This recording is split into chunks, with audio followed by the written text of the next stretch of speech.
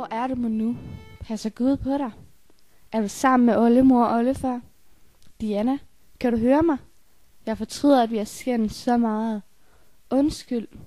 Hvis du kommer tilbage, lover jeg at være en bedre søster. Hvis du kan høre mig, så giv mig et tegn.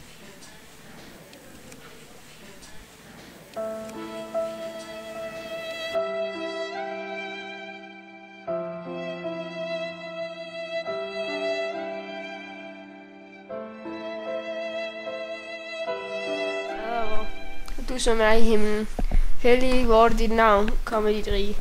Ske din vilje som i himlen, således også på jorden.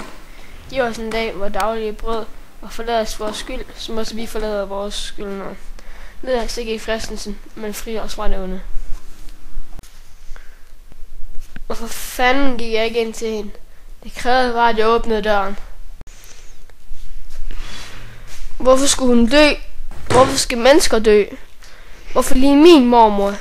Men mor siger, hun har det godt nu. Mormor mærker ingen smerte mere.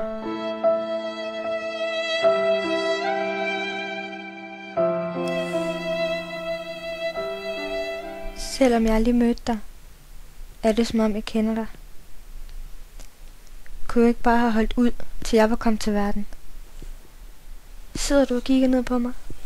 Hører du mine tanker? Er du ked af, at du ikke nåede at holde mig i dine arme? Eller er du glad for, at du slap for din smerte så hurtigt?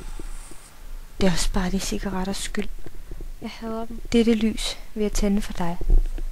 Du vil altid være i mine tanker.